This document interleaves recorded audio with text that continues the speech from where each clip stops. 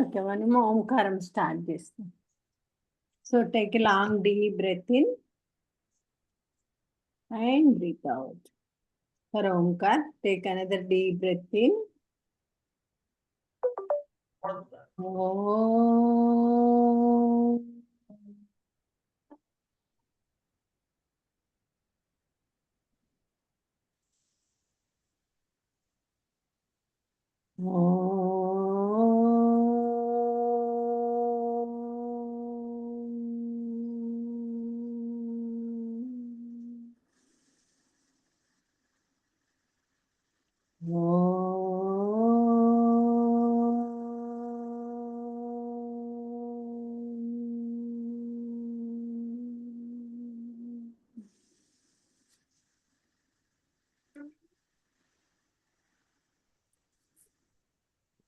జై గురుదేవ్. నిన్న చెప్పుకుంటున్నాం కదా వశిష్ఠుడి సంవాదం శ్రీరామచంద్రుడితోటి. సో బంధనము, విముక్తి, సత్యము, అసత్యము వీటన్నింటి గురించి తెలుసుకున్నామని. ఈ సృష్టి పూర్తిగా నిజం కాదు, పూర్తిగా అసత్యం కాదు, ఇది చైతన్యం యొక్క ప్రతిబింబం అనేది మనం అర్థం చేసుకున్నాము. బంధనం అంటే ఏంటిది? సో చూసే దృశ్యము అది నిజము అని అనుకోవడం బంధనం. ఆ దృశ్యంతో మనం తాదాత్మ్యం చెందడమే బంధనం అన్నమాట. సో విముక్తి ఏంటంటే ఆ దృశ్యము మళ్ళీ చైతన్యాన్ని వేరువేరుగా చూడడమే. సో మనం ఆ దృశ్యం నుంచి వేరుగా ఉండడమే మనకు విముక్తి అనేది. సో ఇప్పుడు ఈరోజు మనము ఇంకా వశిష్ఠుడు కంటిన్యూ చేస్తూ ఉన్నాడు అనమాట. సో దీంట్లో సృష్టికర్త గురించి చెప్తుండే. సో ద్రష్ట చూసే సీయర్ సీనరీలో భేదం లేదు అని చెప్తున్నాడు. అంటే సో సృష్టికర్తనే స్వయంభూ అంటారు. స్వయంభూ అంటే స్వయంగా ఉద్భవించిన దాన్ని ఇప్పుడు మనం ఏదైనా టెంపుల్కి వెళ్తాం, అది స్వయంభూలింగము అంటాం. అంటే స్వయంగా ఉద్భవించింది స్వయంభూలింగము అంటాం. అట్లనే సృష్టికర్త కూడా ఆయన స్వయంభూ అని అంటారు. ఆయన చిత్రకారుడి ఒక చిత్రం గీసినాడు ఒక చిత్రకారుడు. అతని మనసులో ఆ చిత్రం ఎట్లా ఉద్భవించిందో అట్లనే సృష్టికర్త చైతన్యంలో సృష్టి అనేది వెలుగుతుంది అనమాట. ఈ సృష్టికర్తకు గత కర్మలు అనేది, ఆయన కర్మలు ఉండవు. ఈ సృష్టిని సృష్టించిన సృష్టికర్తకు గత కర్మలు ఉండవు. ఆయనకి శరీరం లేదు, ఆయననే ఒక శుద్ధ చైతన్యం. సో మన మానవులు ఉన్నాం అనుకోండి, మనకు 2 శరీరాలు ఉన్నాయి. ఒకటి భౌతిక శరీరం ఉంది, మనకు కనిపించే స్థూల శరీరం. ఇంకొకటి సూక్ష్మ శరీరం, దాన్ని ఆధ్యాత్మిక శరీరం అంటాం. కానీ సృష్టికర్తకు మాత్రం ఒకటే శరీరం ఉంటుంది, అదే సూక్ష్మ శరీరం, అదే ఆధ్యాత్మిక శరీరం అనమాట. ఈ సృష్టికర్త ఆజన్ముడు అంటే ఆయనకు జన్మ లేదు, కానీ ఆయనలో ఉన్న ఆలోచనలు, ఆయనకు వచ్చే ఆలోచనలతోటే సృష్టి అనేది ఉద్భవిస్తుంది. ఈ సృష్టి అనేది ఆయన ఒక ఆలోచనల స్వరూపం. ఆయన ఎట్లా ఆలోచించుకుంటే ఆ ఆలోచనలు ఎట్లా ఉంటే అట్లా ఆయన ఈ సృష్టిని ఉద్భవింపజేస్తాడు అన్నమాట. సో మనకు కళలో ఒక అనుభవించిన అనుభవం ఉంది అనుకోండి, అది నిజంగానే ఫలితం ఇస్తుంది అనిపిస్తుంది మనకు. అప్పుడు కళలో మనకు ఏమనిపిస్తుంది? ఇది నిజంగా ఫలిస్తుంది అనిపిస్తుంది. ఈ లోకం కూడా ఆయన ఆలోచనల వల్ల నిజము అని అనిపిస్తుంది అనమాట. సో సృష్టికర్త ఏంటంటే ఈ చైతన్యము ప్లస్ ఆలోచన ఉన్న చైతన్యము ప్లస్ ఆలోచన అనే 2 స్వభావాలను కలిగి ఉంటాడు సృష్టికర్త. సృష్టికర్త ఒక చైతన్యము, ఆయన ఆలోచన నుంచి ఈ సృష్టి అనేది ఉద్భవించింది. అందుకనే సృష్టికర్తలో చైతన్యం ఉంటుంది, ఆలోచనలు ఉంటాయి. చైతన్యం అనేది ఒక శుద్ధంకి ప్రతీక. సో ఈ ఆలోచన అనేది ఒక భ్రాంతికి లోనైతుంది. మనం ఒక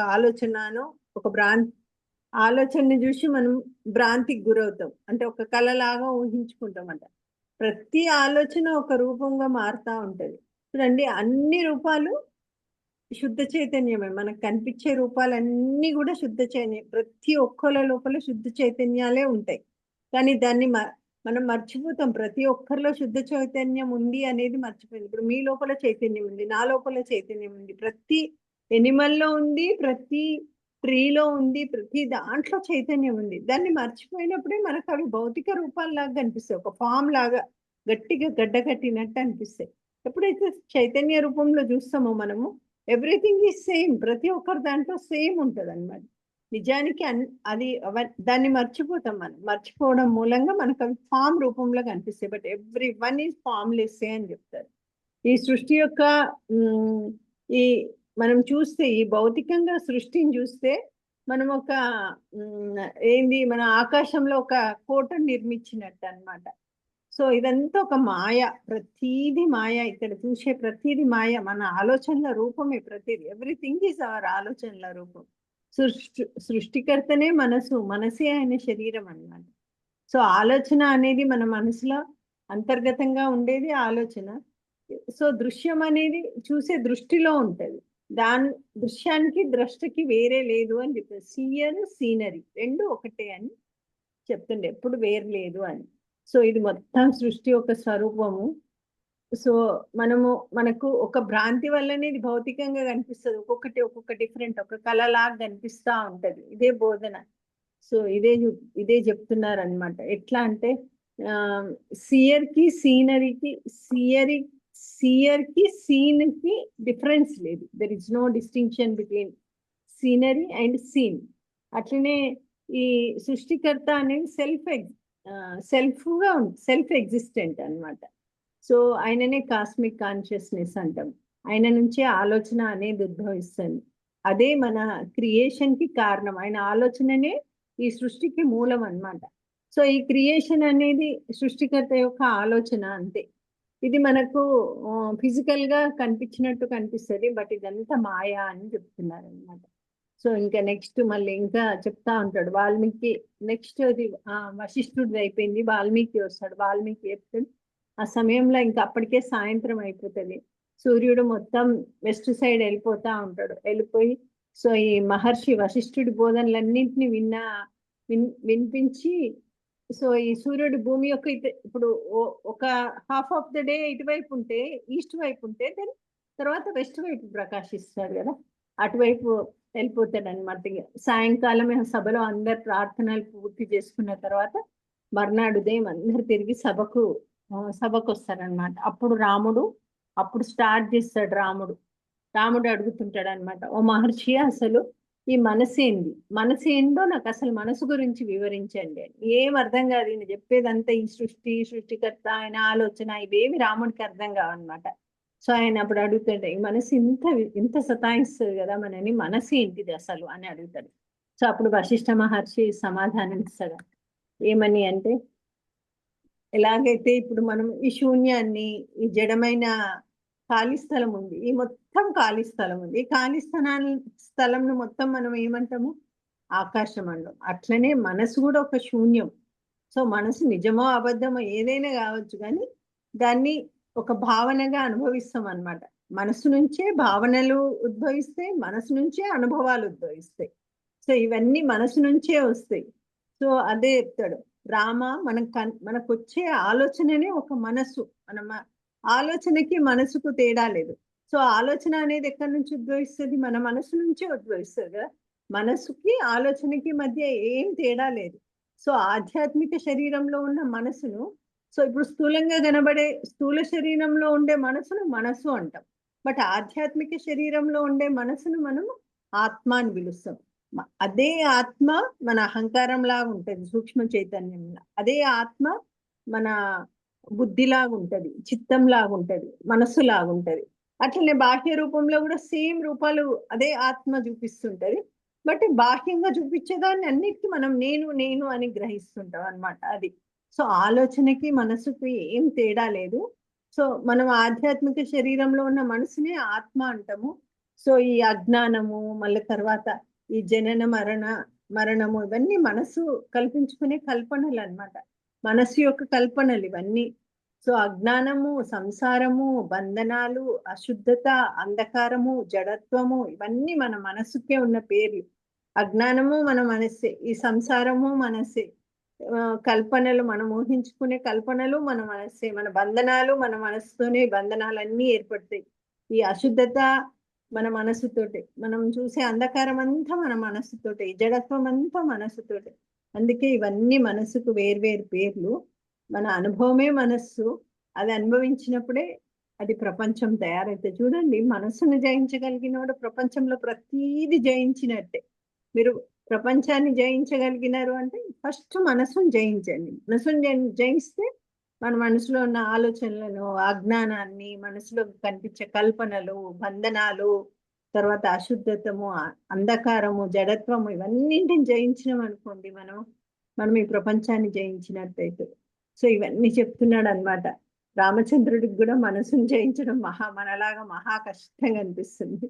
సో ఈ చూసే జగత్తు మొత్తము ప్రతి అణువులో కూడా ఉండేది చైతన్యమే.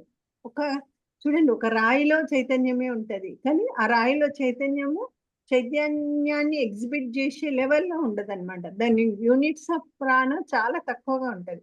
రాయిలో చైతన్యము, గాలిలో చైతన్యము, అగ్నిలో చైతన్యం, నీళ్ళలో చైతన్యం, చెట్టులో చైతన్యం, పక్షిలో చైతన్యం, ప్రతి దాంట్లో అదే చైతన్యం ఉంటది అనమాట. సో ఈ సర్వ జగత్తులో ప్రతి అణువులో చైతన్యం ఉంటది. చైతన్యానికి వేరుగా ప్రపంచంలో ఏం లేదు. ఎలాగైతే బంగారం ఒక ఆభరణంలో బంగారం ఉంటది, అవునా కాదా? ఏదన్నా ఆభరణం తయారు చేయండి, మీరు కమ్మలు తయారు చేయండి, గాజులు తయారు చేయండి, దెన్ గొలుసు తయారు చేయండి, ప్రతిదానికి మూలం ఏంది? బంగారం. బంగారం లేకుండా ఏం ఆభరణం తయారు చేయలేము. బంగారం ఆభరణం ఎట్లయితే బంగారంలో ఆభరణం అంతర్గతంగా ఉందో అట్లనే ఈ విషయం అనేది, ఆబ్జెక్ట్ అనేది సబ్జెక్ట్. ఇక్కడ ఆబ్జెక్ట్ అనేది వస్తువు, దెన్ విషయం, సబ్జెక్ట్ అనేది ఆత్మ. అది ఆబ్జెక్ట్ సబ్జెక్ట్ రెండు కలిసే ఉంటాయి అన్నమాట. కానీ ఎప్పుడైతే మనకు ఈ విషయము ఆబ్జెక్ట్ అనే భావన పూర్తిగా తొలగిపోయింది అనుకోండి, ఇక్కడికి ఆబ్జెక్ట్ అనే లేదు, ఎవ్రీథింగ్ సబ్జెక్టే అనుకున్నాం అనుకోండి, అప్పుడు శుద్ధ చైతన్యమే మిగులుతుంది. మిగతా ఏ భావనలు లేకుండా ఈ శుద్ధ చైతన్యం మిగులుతుంది. ఇది తెలిసినప్పుడు మనకు, ఎప్పుడైతే ఇది అర్థమవుతుందో మనకు, ఈ రాగము, ద్వేషము, ప్రేమ అనేవన్నీ మనసులో మాయమైపోతాయి. అందరూ ఒకటే, అందరూ నాలాంటి ఆత్మస్వరూపులే, నాలో ఉన్న ఆత్మనే ప్రతి ఒక్కరిలో ఉంది అనుకున్నప్పుడు బయట వచ్చే ఎమోషన్స్, ఇవి రాగము, ద్వేషము, ఇవన్నీ సమయానుకూలంగా వస్తాయి. మనకు ఒత్తిడి ఎక్కువైపోయింది అనుకోండి, ద్వేషం వస్తుంది, రాగము, ద్వేషము, ప్రేమ, ఇవన్నీ మనలో భావనలు. ఇవన్నీ వస్తా పోతుంటాయి. Just events come and go. మనమైతే ఎప్పుడు ఆల్వేస్ స్థిరంగానే ఉంటాం అనమాట. సో ఎప్పుడైతే ఇవన్నీ మాయమైపోతాయో, మన లోపల నేను, నువ్వు, లోకం అనే భావనలన్నీ నశించిపోయినాయి అనుకోండి, అప్పుడు మనకు నిజమైన విముక్తి అనేది దొరుకుతుంది అనమాట. అప్పుడు రాముడు అడుగుతా ఉంటాడు మహర్షి, ఒకవేళ కనిపిస్తున్న విషయం నిజమైతే, ఇప్పుడు మనం చూసే ప్రతి విషయం నిజమైతే అది ఎప్పటికి ఉండాలి కదా. అది అబద్ధమైతే దాన్ని అబద్ధమని మేము ఎందుకు చూడలేకపోతున్నాం? దాన్ని మనం ఇది అబద్ధము, కనిపించే ప్రతిదీ అబద్ధము అని ఎందుకు చూడలేకపోతున్నాము? మళ్ళీ దీన్ని ఎట్లా అధిగమించాలి? మనలాంటి ఒక మామూలు మనిషిలాగా అడుగుతున్నాడు కనుక రాముడు అట్లనే ఉంటాడు ఆ టైంలో. సో అట్లా అడుగుతాడు. అడిగినప్పుడు వశిష్ఠుడు చెప్తాడు, రామ చూడు, ఋషులు, మహానుభావులు వీళ్ళందరూ దీనిని అధిగమించినారు. సో నేను అనే మానసిక భావన ఇవన్నీ పేర్ల లోపల ఉన్నాయి. నేను అనేది పేర్ల లోపల ఉన్నది. నిజానికి జగత్తు అనేది లేదు. ఈ కనిపించే జగత్తు అనేది లేదు. ద్రష్ట కూడా లేడు, దర్శనం లేదు, శూన్యత లేదు, జడత్వం లేదు, ఏం లేదు. ఉన్నది ఒకటే శుద్ధ చైతన్యం. అదే చిదాకాశం, అదే విశ్వ చైతన్యం. దాన్ని చూడగలగాలి. మనస్సు వీటన్నింటినీ ఈ నిబంధనలు, ఈ బంధనలను, ఈ అనుభవాలను, వీటన్నింటి నుంచి విముక్తి అనేది మనసుకు దొరకాలి. దొరికినప్పుడు మనకు ఈ శుద్ధ చైతన్యం అనేది కనిపిస్తుంది అనమాట. చూడండి, మనసే ఒక ఆలోచనే లోకం నిజమని నమ్మినంత వరకు బంధనం ఉంటది. కనిపించే లోకం అంతా నిజమని అనుకున్నాం అనుకోండి, బంధనం ఉంటది.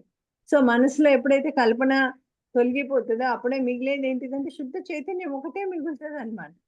సో ఇదే చెప్తుంటాడు. తర్వాత రాముడు ఇంకా అడుగుతా ఉంటాడు. ఆయనకి ఇంకా సంతృప్తి కాదు.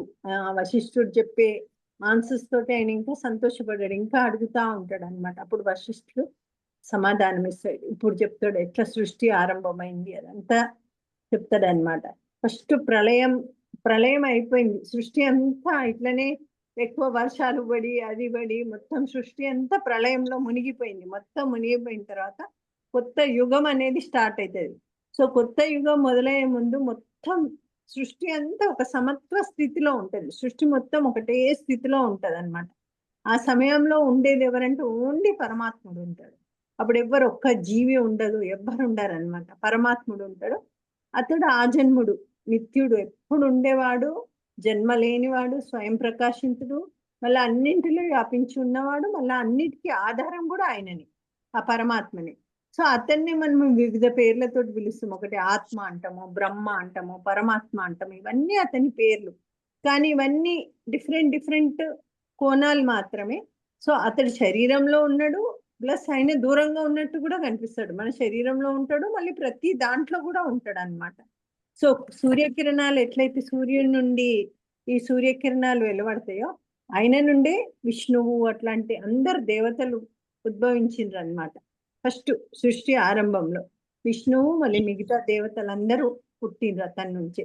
సో సముద్రం నుంచి ఎట్లయితే అలలన్నీ ఉద్భవించినాయో, అట్లనే అనంత అనంత ఈ జగత్తు నుండి అన్ని ఉద్భవించినాయి అన్నమాట.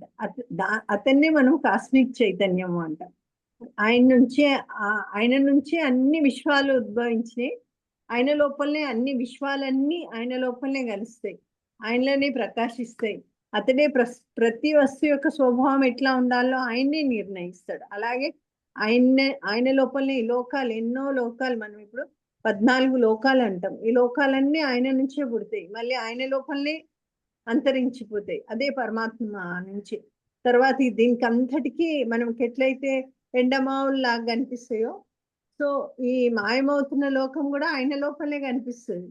సో ఈ లోకం యొక్క రూపం అనేది నశించిపోతుంది, కానీ ఆయన మాత్రం ఎప్పటికీ మారడు. ఎండమావుల్లాగా మనము ఇందులో తిరుగుతా ఉంటాం. సో అతను అన్నిట్లో ఉంటాడు, అన్నింటిని మించినవాడు. ఆయనకి సమస్త శక్తి ఉంది, సమస్త జ్ఞానం ఉంది. సో ఆయన ఆలోచనల నుంచి ఈ సృష్టి అనేది ఉద్భవించింది అన్నమాట.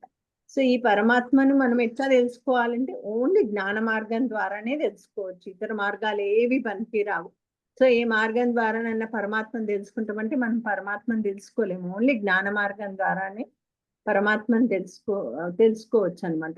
ఆత్మజ్ఞానం లేదనుకోండి, సో దానం చేసిండ్రు, మీరు వ్రతాలు చేసిండ్రు, వాళ్ళకి దానం చేసినాం, వీళ్ళకి దానం చేసినాం, వ్రతాలు చేసినాం, తీర్థయాత్రలు చేసినాం, ఇవన్నీ ఉపయోగం లేని పనులు. ఏం చేసినా కూడా ఇవన్నీ ఉపయోగం లేని పనులు. సో తపస్సు అంటే మనమే మనపై కష్టాన్ని పెట్టుకోవడం అనేది. ఇప్పుడు తపస్సు ఆస్టరిటీ అనుకున్నాం మనం. తపస్సు అంటే ఏంటి? సో మనం తెలుసు దాన్ని చేయడం మనకి ఇబ్బంది, కానీ దాని మూలంగా లాభం ఉంది అనుకున్నప్పుడు దాన్ని చేయాలి. చేసేదాన్ని తపస్సు అంటాం. సో లైక్ ఇప్పుడు మనకు చూడండి, యోగా చేయడం అనేది ఇబ్బంది. రోజు పొద్దున్న లేసి యోగా చేయండి, సుదర్శన క్రియ చేయండి అంటే మనకి ఇబ్బంది వేస్తుంది. బట్ అది చేయడం మూలాన లాభాలు ఉన్నాయి. సో దాన్ని చేయడాన్ని తపస్సు అంటాం అనమాట, ఆస్టరిటీ అంటాం. సో మనపై మనమే కొంచెం రిస్ట్రిక్షన్స్ పెట్టుకుంటాం అనమాట.